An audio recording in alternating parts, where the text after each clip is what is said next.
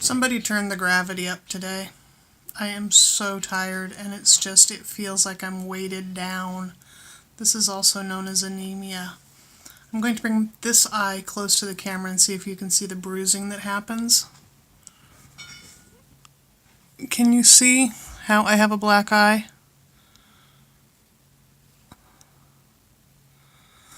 That's lack of oxygen because the blood cells aren't carrying enough oxygen because of the anemia. One of my pet peeves in life is if I say something about I have anemia, somebody else chips in, "Oh yeah, I have anemia," and they're perky. No, honey, you got told at some point between 13 and 25 that you were anemic at that moment, probably because you were being anorexic, and you've been blaming anemia for bad days ever since. Anemia is not an easy thing to function through, not an easy thing to focus through. 23 years ago, when we had group health for insurance, they ran this huge battery of blood workup, and I was anemic on 17 different markers. That was about the time they killed my bone marrow. Different story. My record has been 19 anemias at one time. This is vitamin C and iron and 5 different B complexes and different minerals and thrombocytonemia, and I could go on and on and on if my head was functioning and I could pull the words up. Lots of anemias, lots of different reasons why my blood's not working. This has been my entire adult life. Anyway, I asked for suggestions for things to talk about, and I was given suggestions. So Amanda M. would like to know how I started my crafts and how I do things when I'm talking about doing crafts, how I do them, things like how did I color the wool. And Carmen M., I don't think they're related, would like to know a few of my favorite or least favorite places that I've traveled to, foods that I hate, hobbies that I have yet to start, chronic pain tips, favorite and least favorite parts of vending or attending conventions. It's a good list. I'll keep adding to it as other people give suggestions. On the chronic pain tips, one of the things you might notice is that it looks like I have no neck. This is because I've got my head turtled forward because it's a position of comfort as opposed to sitting up straight, which is physically uncomfortable right now. Find the position of comfort and give people dirty looks when they tell you that you're slouching. That's a chronic pain tip. Sitting up straight on the bad hip and on the bad neck on any given day can eat half of the spoons I have available in less than 10 minutes. I can go from being functional to exhausted and shaky in 10 minutes simply because I'm sitting up straight. Just this. This is physical exercise for me. Turtling, getting all comfortable, doesn't burn spoons. That's a chronic pain tip. How did I start my crafts? I come from a family that strongly believed idle hands are the devil's work. So we had to always be doing something. Never mind that my mother went to bed for 4 days at a time reading books and drinking wine and crocheting or knitting or whatever. We had to always be doing something or something would be found for us. That said, I really didn't pay attention to arts and crafts that much. My grandmother owned an art shop store, and my aunt owned a ceramics store for a while. My grandmother, on my dad's side, was a professional artist. She supported her family as an artist, and on my grandfather's disability check that she got during the divorce. I grew up with art. And I grew up with you have to be doing something. And it wasn't until after my child was born and I started crocheting. Never had a lesson. My mother crocheted, other people crocheted. Maybe I had a lesson. I don't remember a lesson. But I sat down, and because I have the eidetic memory, which is similar to a photographic memory but not the same thing, and never mind the head injury that interferes with the memory, I just read the instructions, visualized how I'd seen my mother do it, and crocheted. And I started crocheting. There's a long story about that first blanket. I'm going to make a note really quick so that I don't forget to tell the story later. Story about blue crocheted blanket. So, at some point in the future I'll hit that and I'll tell that story. I taught myself embroidery. I taught myself petty point embroidery. I never got good at ribbon embroidery. I got good at tapestry embroidery. I owned a jewelry store for a while. I taught myself how to be a jeweler, how to be a silversmith. I can sew. I'm not very good at it. I can hand sew better. I can paint.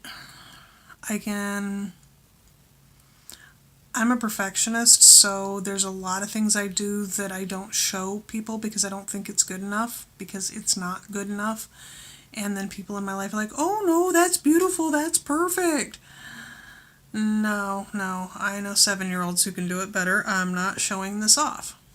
That's me. I prefer to be writing, but writing only takes an hour or two a day. And right now I'm not actively writing because of computer-ish and depression and that kind of stuff. Spinning takes 2 to 3 hours a day. Fiber prep takes an hour a day.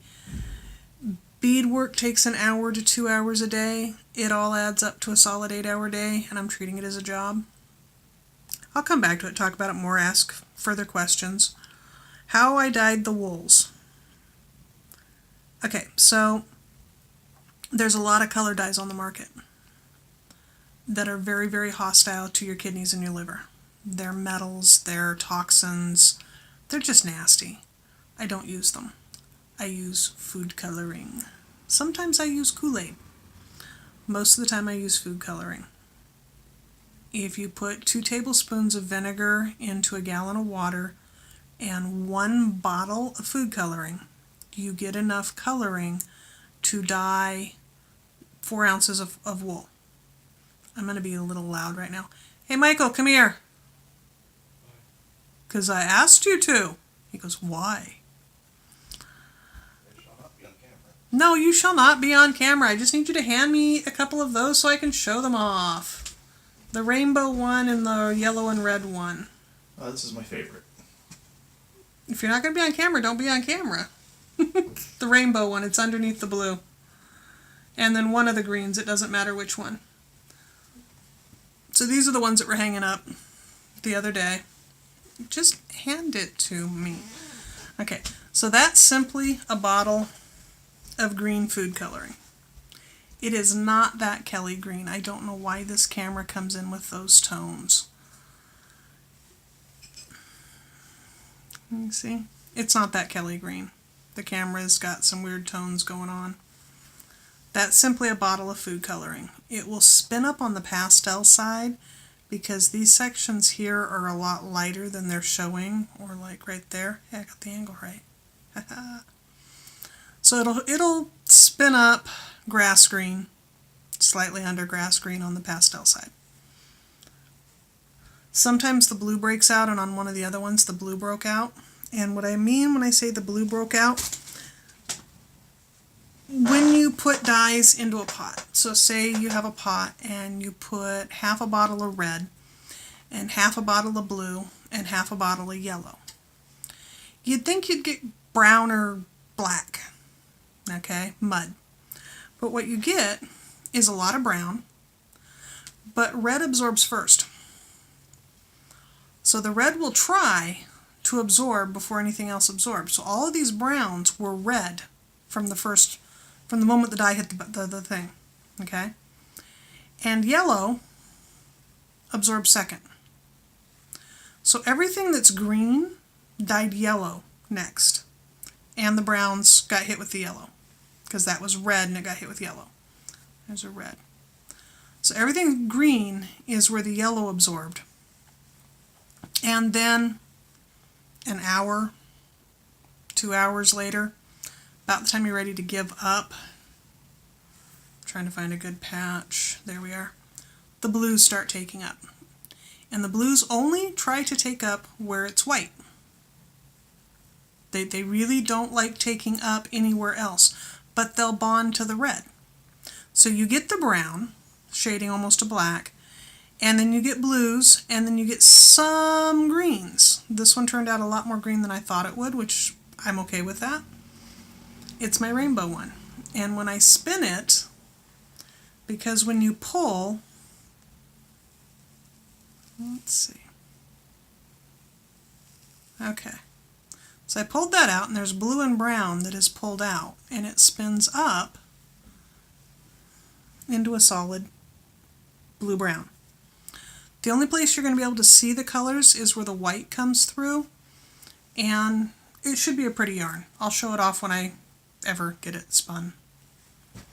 Then, for this one, I put a full bottle of yellow food coloring into the water, and I let it set for 2 hours until the yellow was gone. And then I put in the red. So the red randomly hit, okay? And it hit almost instantly. I was hoping for orange.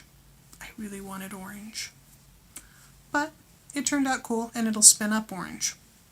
So that's cool. Food coloring.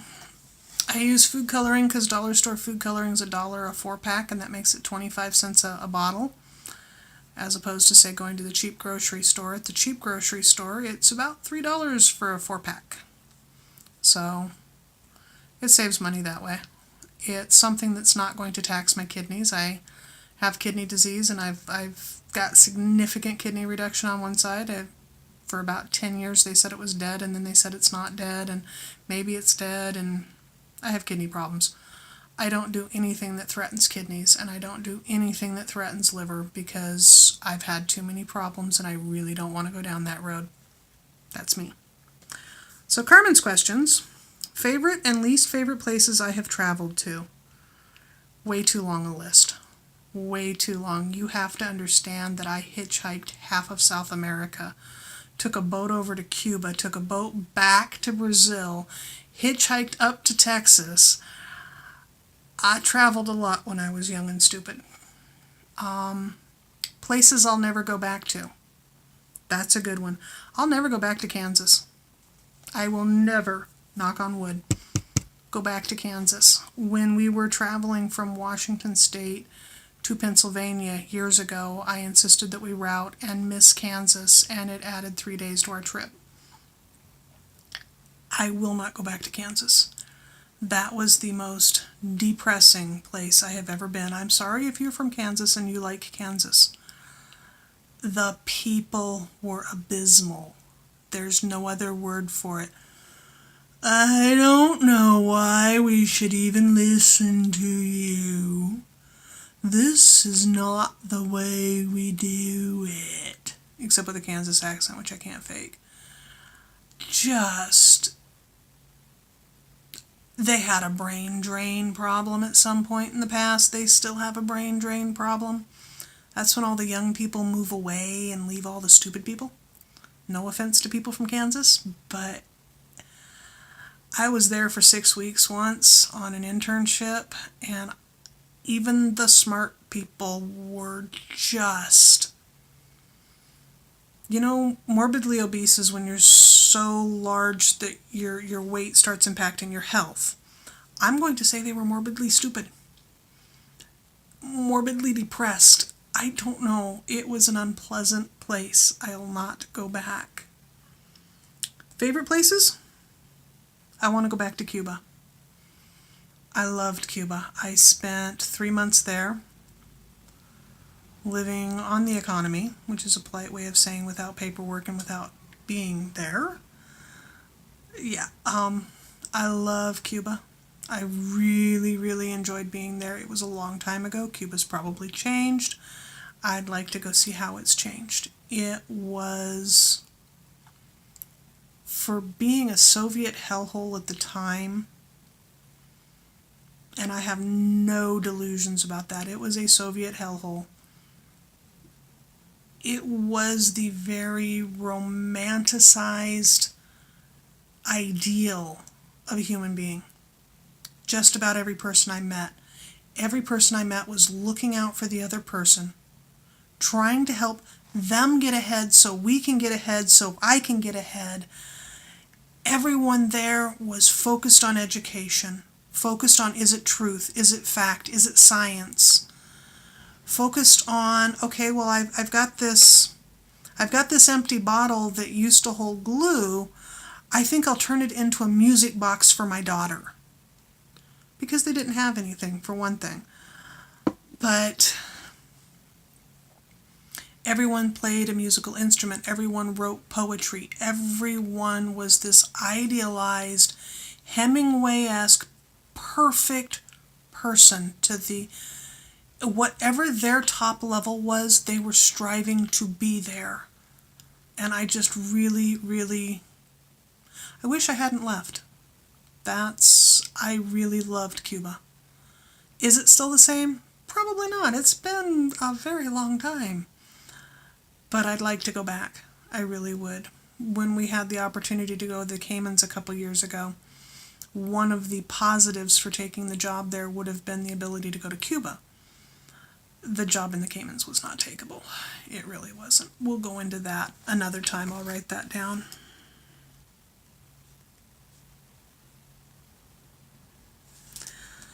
Foods that I hate. So there's a scene in Minority Report where his eyes have been taken out and replaced and he can't see, and he follows the string to the refrigerator and he opens the refrigerator door and there's a green sandwich and curdled milk. And everybody in the audience is, ooh, ooh, ooh. And he takes the bite and he takes the drink, and I puked compulsively, without control, because I've taken that bite and I've taken that drink and I've been hungry enough to try to force it down. Anytime I open up milk, somebody else has to tell me it's not spoiled, because my mind is on that spoiled milk flavor no matter how much I try not to. It's really a thing. Foods that I hate that are in general population, I can eat anything that's not going to kill me. I can swallow anything that I don't have a choice on. When I was a kid, my dad used to make what he called gumbo. It had nothing to do with gumbo. I've had gumbo as an adult. I don't know what the hell he thought he was making, but I'm making a mess of gumbo, and he'd chop up the eggplant, and he'd chop up the okra, and he'd be in the kitchen for a couple hours, and he'd come out and he'd put a double-sized, extra-large bowl in front of me and my sister and say, "Eat up! It's gumbo! It's delicious!" And my mother would go, "I'm on a diet," and walk out of the room. And I remember one time actually saying, "Dad, aren't you going to eat some?" "Oh, I ate in the kitchen! Eat up! It's gumbo! You're going to like this!" My sister and I called it loogie soup. It was gross. It was disgusting. I've never seen anything like it in my adult life. Why you would put that on a plate or in a bowl in front of a child, I don't know. It was gelatinous and congealed. And you could put a blob of purple, which would be the eggplant, on your spoon, hold it to your mouth, and slurp it without opening your teeth. Okay? It was gross, and we had to sit there until it was all gone, and the dog wouldn't eat it. This is one of the reasons why I hate the Clean Plate Club, because abusive people use it to abuse people. And if my dad sees this, I really don't care. That was gross. It was disgusting, and it still traumatizes me. I have hawked up things from my sinuses that had better consistency and flavor than that crap. And you didn't eat it in the kitchen. Because in the kitchen, you chopped up and fried some okra and ate the okra, and you chopped up and fried some eggplant and you ate the eggplant, and you chopped up and fried some sausage and ate 90% of the sausage, and you ate the components. And whatever the hell you put in that pot and brought out for us to eat wasn't edible, or you would have eaten some of it. Anyway, vent, yes. Hobbies that I have yet to start. Let's see. I will be doing resin work. That is in the fluid acrylics pattern. I've been wanting to get into resins for a very long time, and it's just been a stability and household thing, because resin is expensive and it takes up a lot of space, and you have to have drying space. When I was a kid, my dad used to take posters. He'd go buy posters and cut out wood frames and shellac the poster on and then pour resin over it, and it would dry, and it would be really, really awesome. A lot of Boris Vallejo-y, Conan the Barbarian things and dragons and stuff. I've been wanting to get back into that for a very long time. So if 5 people on my Facebook feed start doing this in the next month, I'm going to be annoyed. A couple years back, I was planning on doing resin necklaces where you put a picture down and then pour resin over it, and I made the mistake of telling a narcissist in my life, this is what I'm going to do, and 2 months later she was doing it, and everybody's like, wow, you're so creative, and I'm like, yeah, you are. Huh? I know where you bought your kits. Chronic pain tips. Gave one at the start. I'll try to give a lot more as we go forward. I've been dealing with chronic pain my whole life.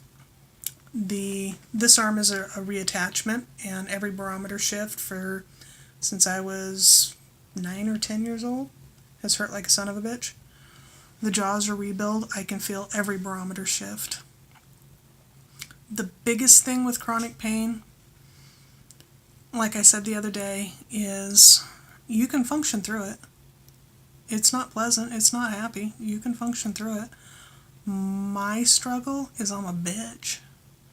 If I'm in pain, I'm bitchy, I'm short-tempered, and I'm trying not to be. One of my other big tips is to try to keep your temperament even. I get very emphatic about some stuff, and I'll be all excited and emphatic and blah, blah, blah, blah, blah, blah, blah, blah, and I just burned every spoon in the drawer and I'm walking on knives. Okay, and that's something to watch for. When you run out of spoons, there's no forks. When you run out of spoons, you're walking on knives and you're doing self-damage. So the hardest thing for me to learn years ago was to say, I can't do that. I need to slow down. I can't, that hill's too steep. No, we're going to have to drive to the top. No, I don't want to park on this end of the parking lot. You're going to have to drive me over there. Because if I insist and I set the boundaries, I have a longer day, I have a better day. And that's been really hard for me. Dinner does not agree. Dinner was eggs and cheese and sausage and peas. That was dinner. It was fairly tasty. Way too much sausage. Way too much sausage. But fairly tasty. Favorite and least favorite parts about vending and attending conventions. I don't like crowds. I can't hear through noise. Background noise is as loud as the person next to me talking. It's all the same volume. That's one of my least favorite things. My least favorite thing about vending, vendors who undercut and damage the market. So say we're all going to be selling these. Yeah, okay. These. Okay, it's pretty. It's just a polymer clay bead. Okay. After the gold flake, after the cost of the gold mica, after everything's said and done, this size bead right here is running me almost $1 a bead if I was paying full retail. Okay? These cost $3 each. This costs $12 each. Okay? So you have vendors who, we'll go back to those resin necklaces. There's kits out there. You can buy a kit. You can buy a kit that has 12. You can buy a kit that has 45. You can buy a wholesale kit from Alibaba that has 200. There's kits. And it brings the price The cheapest wholesale rate I could find on the kits when I was first considering it, this has been a couple of years, the cheapest wholesale rate for everything you needed came to, if I remember correctly, about $2.50 a necklace. And I was giving it some serious thought, and somebody started making them and selling them at $2.99 and $3.50. To them, they were just cheap little necklaces. Like, but it's art. It's well done, and you should be able to charge $10, maybe $12. No, it's fine. I'm okay if I only make 25 cents a necklace. This is a main complaint of mine. I know writers who go, and I'll say, how was your event? And they'll be like, oh, I had an amazing event. I sold 18 books. I'm like, oh, so I don't know how much you were charging for your books, and I know how much your books cost.